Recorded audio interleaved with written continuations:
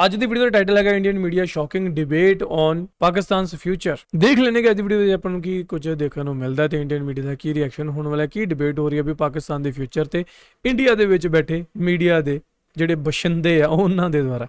Without wasting time let's start the video. Welcome back to the channel. ਮੇਰਾ ਨਾਮ ਹੈ ਸਨਮੀਤ ਸਿੰਘ, ਤੁਸੀਂ ਦੇਖ ਰਹੇ ਹੋ Punjabi Real TV. Good evening, नमस्कार, बहुत बहुत स्वागत है। मैं अमित सिंह, ज्योतिषी ज्ञान वाला हमारा खास कार्यक्रम लेकर हाजिर हैं। दो खास मेहमान भी जुड़ेंगे, लेकिन पाकिस्तान को लेकर वक्त वक्त पर कई तरह की भविष्यवाणियां सामने आती रही हैं। कभी आर्थिक संकट को लेकर, कभी राजनीतिक अस्थिरता को लेकर, कभी क्षेत्रीय सुरक्षा चुनौतियों को लेकर, लेकिन ज्योतिष की दुनिया में भी पाकिस्तान की कथित राष्ट्रीय कुंडली को लेकर लगातार चर्चा रहती है। आज हमारे साथ शो में इसी पर हम चर्चा करेंगे। क्या पाकिस्तान सचमुच बर्बाद होने वाला है या फिर ये केवल संकटों से गुजरने वाला दौर है? कुछ ज्योतिषी 14 अगस्त 1947 की स्वतंत्रता कुंडली के आधार पर मौजूदा ग्रह स्थितियों का विश्लेषण करते हैं। उनके मुताबिक शनि की परीक्षा, राहु की अनिश्चितता और मंगल के हालांकि ਤੁਹਾਨੂੰ ਮੈਂ ਪਹਿਲਾਂ ਹੀ ਦੱਸ ਦਿੰਦਾ, ਮੈਂ ਐਸਟ੍ਰੋਲੋਜੀ ਤੇ ਕੋਈ ਯਕੀਨ ਨਹੀਂ ਰੱਖਦਾ, ਬਿਲਕੁਲ ਵੀ ਨਹੀਂ, ਤੇ ਨਾ ਹੀ ਕੋਈ ਇਹੋ ਜਿਹੇ ਪੰਡਤਾਂ ਦੇ ਜਿਹੜੇ ਫਿਊਚਰ ਦੱਸਦੇ ਆ।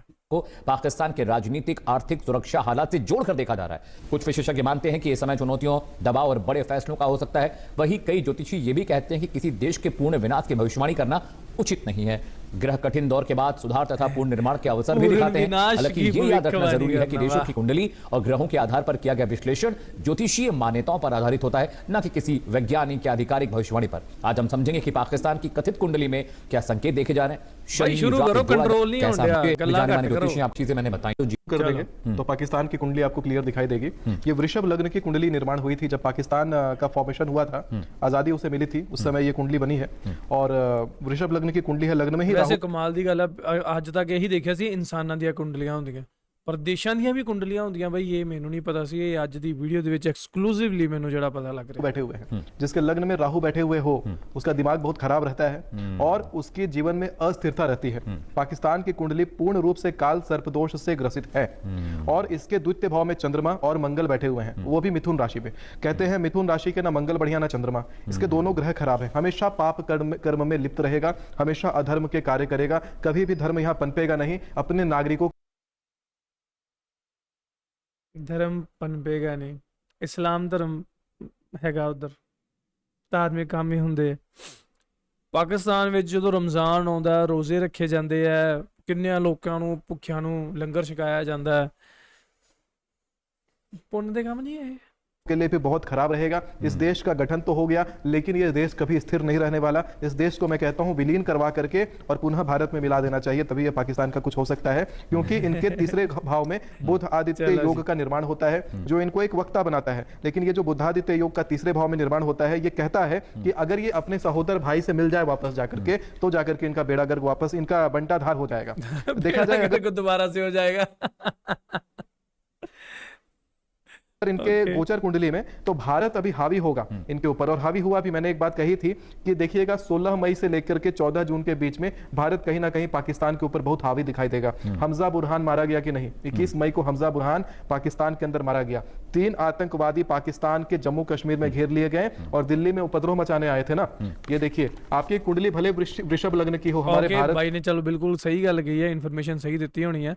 ਪਰ ਇਥੇ ਨਾਲ ਇਨਫੋਰਮੇਸ਼ਨ ਇਹ ਵੀ ਦੇਣੀ ਸੀ ਕਿ ਇਸੇ ਟਾਈਮ ਪੀਰੀਅਡ ਦੇ ਵਿੱਚ ਅਰਬ ਸਾਗਰ ਦੇ ਵਿੱਚ ਇੰਡੀਅਨ ਜਹਾਜ਼ ਡੁੱਬ ਰਿਹਾ ਸੀ ਤੇ ਪਾਕਿਸਤਾਨੀ ਨੇਵੀ ਨੇ ਜਾ ਕੇ ਬਚਾਇਆ ਸੀ। ਇਹ ਕਿਉਂ ਨਹੀਂ ਦੱਸਿਆ ਮੇਰੇ ਵੀਰ? की कुंडली वृश्चिक लग्न की है और वृषभ पे हमेशा वृश्चिक हावी होता है, क्योंकि वृषभ में चंद्रमा अगर ऊंच का होता है तो वृश्चिक में वही चंद्रमा नीच का हो जाता है, यानी कि आपका जो पावर है वो बिल्कुल निरस्त हो जाता है। आपने 11 आतंकवादी को भेजा था भारत देश में, 11 के 11 आतंकवादी पकड़े गए और बहुत बड़ी आतंकी साजिश जो करने आए थे वो आतंकी साजिश भी निरस्त हो गई। ये कुछ ऐसी ऐसी चीजें हमें दिखाई पड़ती हैं। इनके खष्टम भाव में मुझे बृहस्पति दिखाई पड़ते हैं, वो भी तुला राशि में। कहीं से कोई भी एक ग्रह दिखा दीजिए जो पाकिस्तान का उच्च का हो या पाकिस्तान का कोई ग्रह स्वगृही ही हो कम से कम। हर ग्रह के 3 मूल त्रिकोण होते हैं, मूल त्रिकोण में भी कोई ग्रह नहीं बैठा हुआ है। सारे के सारे ग्रह इनके खराब हैं, इनकी कुंडली अस्थिर है बहुत ज्यादा और कुछ भी अच्छा नहीं करेंगे और बहुत जल्दी विलीन हो जाएगा पाकिस्तान।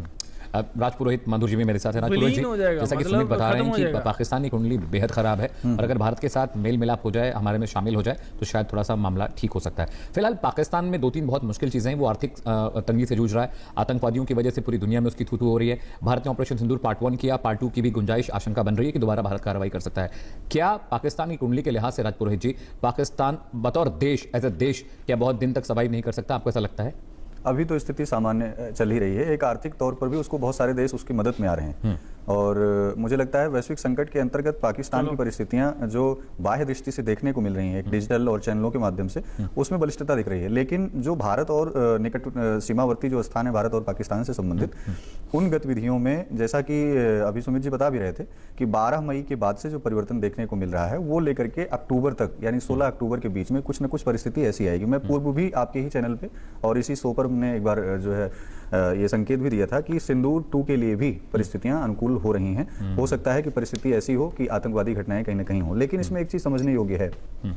14 अगस्त 1947 की जो कुंडली है वो ये कहती है कि अभी जो मंगल की स्थिति है, मंगल के साथ साथ जो चंद्रमा की स्थिति है, इन दोनों का संयोग बहुत ही पीड़ित स्थिति में है। तो भारत के लिहाज से जो जल का एक प्रस्ताव था सिंधु जल का, उसको रोका गया। वो सिंधु जल पर किसी भी तरीके से अभी समाधान होता हुआ नहीं दिखाई पड़ रहा है। दूसरा एक चीज और है कि जैसे देव और राक्षस, भारत एक ऐसा भूभाग है, एक ऐसी परिस्थिति है, भारत एक ऐसा देश है, भारत एक ऐसी माँ है जिसके प्रत्येक आंचल में हम लोगों ने ही नहीं अपितु देवताओं ने भी यहीं जन्म लिया।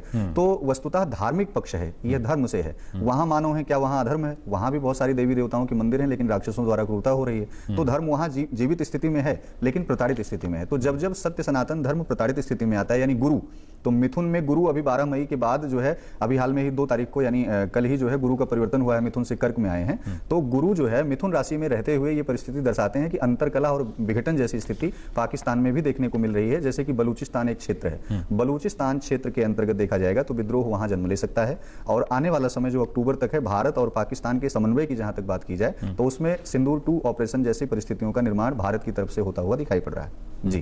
ਅੱਛਾ, ਮੈਨੂੰ ਇੱਕ ਗੱਲ ਦੱਸੋ, ਇਹ ਤਾਂ ਉਹੀ ਗੱਲ ਹੈ ਨਾ ਕਿ ਜਦੋਂ ਕੋਈ ਘਰੇ ਤੁਹਾਡੇ ਪੰਡਤ ਆਉਂਦਾ ਹੁੰਦਾ ਤੇ ਤੁਹਾਨੂੰ ਉਹਦੇ ਕੋਲ 4-5 ਗੱਲਾਂ ਹੀ ਹੁੰਦੀਆਂ ਮਾਤਾ, ਜੋ ਕਿਉਂਕਿ ਸਾਡੀਆਂ ਜਿਹੜੀਆਂ ਮਾਵਾਂ ਹੁੰਦੀਆਂ ਭੋਲੀਆਂ ਹੁੰਦੀਆਂ, ਇਹਨਾਂ ਦੀ ਗੱਲਾਂ 'ਚ ਆ ਜਾਂਦੀਆਂ।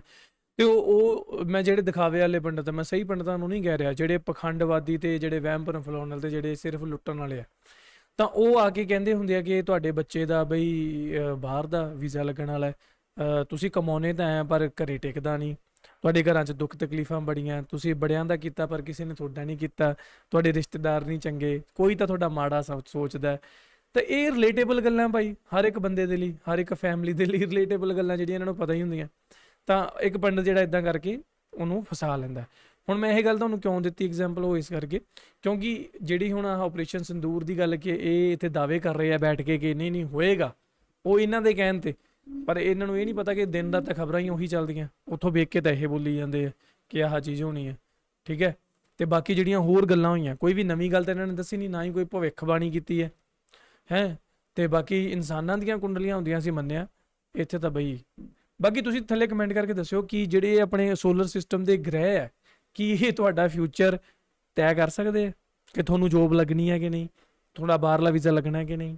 सुमित, एक बात ये भी कही जाती है कि जैसे पाकिस्तान चाइना के साथ मिलकर और भी वो राष्ट्र जो भारत विरोधी उनके साथ मिलकर हमारे खिलाफ षड्यंत्र करता है। अब 3 स्टेट वॉर की सिचुएशन है, इसको 3 फ्रंट वॉर कहते हैं। एक तरफ चाइना हमारे लिए दुश्मन बना हुआ है, पाकिस्तान दुश्मन बना हुआ है, बांग्लादेश में भी जो पाकिस्तानी आतंकवादी हैं, जैश ए मोहम्मद, इस तरह के जो संगठन है वहां पर भी अपने आप को मजबूत कर रहे हैं और वो बांग्लादेश के जरिए भी भारत पर दबाव बनाने की कोशिश कर रहे हैं। क्या ये तिकड़ी भारत को कमजोर कर पाएगी आने वाले वक्त में, या आपको लगता है कि ऑपरेशन सिंदूर पार्ट 2 के बाद भारत और ज्यादा मुखर और शक्तिशाली बनकर पाकिस्तान के मुकाबले निकलेगा, या पाकिस्तान हावी होता दिखाई देगा आगे भी? भारत को अब ये सोचने की जरूरत नहीं है कि भारत को छुपना है या भारत को बचना है।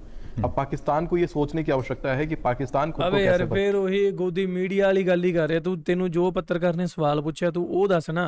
ਮੈਨੂੰ ਕੋਈ ਪੱਤਰਕਾਰ ਇਹ ਸਵਾਲ ਪੁੱਛੇ ਤਾਂ ਮੈਂ ਅੱਗੋਂ ਇਹ ਗੱਲ ਕਹੂੰਗਾ ਕਿ ਹਾਂ ਭਾਰਤ ਨੂੰ ਥੋੜਾ ਆਪਣਾ ਡਿਫੈਂਸ ਬਜਟ ਮਜ਼ਬੂਤ ਕਰਨਾ ਚਾਹੀਦਾ, ਸਾਡਾ 에ਅਰ ਡਿਫੈਂਸ ਥੋੜਾ ਵੀਕ ਹੋ ਰਿਹਾ, ਉਹਨੂੰ ਜੋ ਮਜ਼ਬੂਤ ਕਰਨਾ ਚਾਹੀਦਾ, ਠੀਕ ਹੈ। ਸਾਨੂੰ ਥੋੜਾ ਜਿਹਾ ਹੋਰ ਬਜਟ ਵਧਾਉਣਾ ਚਾਹੀਦਾ ਸਾਡੀ ਆਰਮੀ ਦੇ ਲਈ, ਠੀਕ ਹੈ। ਤੇ ਸਾਨੂੰ ਇੱਕ ਪ੍ਰੋਪਰ ਸਟ੍ਰੈਟੇਜੀ ਜਿਹੜੀ ਬਣਾਉਣੀ ਚਾਹੀਦੀ ਹੈ, ਸਾਡੀ ਫੋਰਨ ਪਾਲਿਸੀ ਨੂੰ ਹੋਰ ਮਜ਼ਬੂਤ ਕਰਨਾ ਚਾਹੀਦਾ ਸਾਨੂੰ, ਠੀਕ ਹੈ। ਮੈਂ ਇਦਾਂ ਦੇ ਆਨਸਰ ਦਊਂਗਾ, ਨਾ ਕਿ ਮੈਂ ਗੱਲ ਇਹ ਆ ਜਾਊਂਗਾ ਪਾਕਿਸਤਾਨ ਨੂੰ ਡਰਨਾ ਚਾਹੀਦਾ।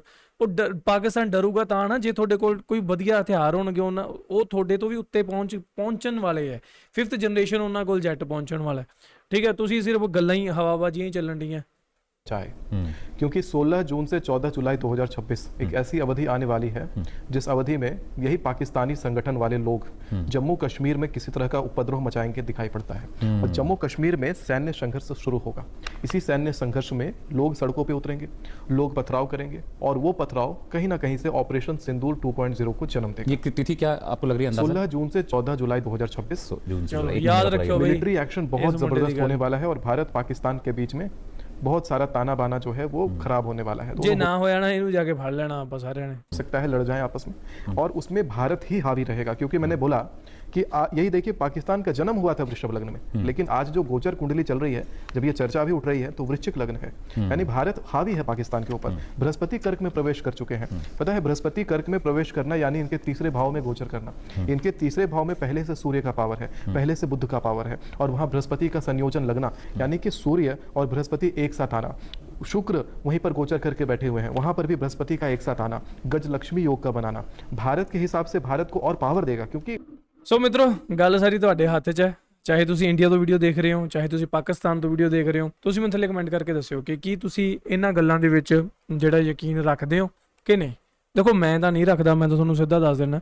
ਹਾਲਾਂਕਿ ਮੈਂ ਆਪਦੀ ਓਪੀਨੀਅਨ ਨਹੀਂ ਦਿੰਦਾ ਹੁੰਦਾ ਰਿਐਕਸ਼ਨ ਚੈਨਲ ਦੇ ਵਿੱਚ ਜ਼ਿਆਦਾਤਰ, ਬਟ ਮੈਂ ਚਲੋ ਦੱਸ ਦਿੰਦਾ ਕਿ ਮੈਂ ਤਾਂ ਨਹੀਂ ਯਕੀਨ ਰੱਖਦਾ ਇਹਦੇ ਵਿੱਚ ਵੀ, ਠੀਕ ਹੈ। 1% ਵੀ ਮੈਨੂੰ ਯਕੀਨ ਨਹੀਂ ਹੈ। ਤੇ ਕਿਉਂਕਿ ਰੱਬ ਵਿੱਚ ਯਕੀਨ ਹੋਣਾ ਵੱਖਰੀ ਗੱਲ ਹੈ, ਤੇ ਆਹ ਜਿਹੜੀ ਐਸਟ੍ਰੋਲੋਜੀ ਵਾਲਾ ਸਿਸਟਮ ਹੈ ਇਹ ਇੱਕ ਅਲੱਗ ਚੀਜ਼ ਹੈ। ਲੋਕੀ ਤਾਂ ਇਹਨੂੰ ਕਹਿੰਦੇ ਕਿ ਨਹੀਂ ਇਹ ਧਾਰਮਿਕ ਨਹੀਂ, ਇਹ ਤਾਂ ਵਿਗਿਆਨ ਆ। ਪਾਕਿਸਤਾਨ ਦੇ ਵਿੱਚ ਵੀ ਮੈਂ ਟੀਵੀ ਸ਼ੋਜ਼ ਦੇ ਵਿੱਚ ਵੇਖਿਆ, ਉੱਥੇ ਵੀ ਹੁਣ ਐਸਟ੍ਰੋਲੋਜਰ ਜਿਹੜੇ ਬੈਠਦੇ ਆ, ਠੀਕ ਹੈ। ਹਾਲਾਂਕਿ ਉਹ ਬਿਲਕੁਲ ਹੀ ਉਲਟ ਹੈ ਇਸਲਾਮ ਦੇ, ਪਰ ਫਿਰ ਵੀ ਉੱਥੇ ਉਹ ਚੀਜ਼ਾਂ ਚੱਲਦੀਆਂ। ਤਾਂ ਇਹ ਚੀਜ਼ਾਂ ਬਾਕੀ ਤੁਸੀਂ ਦੱਸਿਓ ਕਿ ਕੀ ਤੁਸੀਂ ਇਸ ਗੱਲਾਂ ਤੇ ਯਕੀਨ ਕਰਦੇ ਹੋ। ਤੇ ਬਾਕੀ ਜਿਹੜੀ ਰਹੀ ਗੱਲ ਜੋ ਕੌਨਫਲਿਕਟ ਚੱਲਦਾ ਪਾਕਿਸਤਾਨ ਦਾ ਤੇ ਇੰਡੀਆ ਦਾ, ਤਾਂ ਬਈ ਅਸੀਂ ਤਾਂ ਇਹੀ ਆਸ ਕਰਦੇ ਹਾਂ ਐਜ਼ ਅ ਇੰਡੀਅਨ ਕਿ ਕਦੇ ਵੀ ਇੱਦਾਂ ਨਾ ਹੋਵੇ, ਹੈ ਨਾ। ਕਿਉਂਕਿ ਸਾਨੂੰ ਨਹੀਂ ਸ਼ੌਂਕ ਹੈਗਾ, ਕਿਉਂਕਿ ਸਾਡਾ ਬਾਰਡਰ ਸਟੇਟ ਆ ਪੰਜਾਬ, ਠੀਕ ਹੈ। ਸਾਨੂੰ ਨਹੀਂ ਸ਼ੌਂਕ ਹੈਗਾ ਕਿ ਅਸੀਂ ਜੰਗ ਦੇ ਵਿੱਚ ਸ਼ਾਮਲ ਹੋਈਏ, ਜੰਗ ਲੱਗੇ ਤੇ ਸਾਡੇ ਜਿਹੜੇ ਜਵਾਨ ਆ ਉਹ ਸ਼ਹੀਦ ਹੋਣ।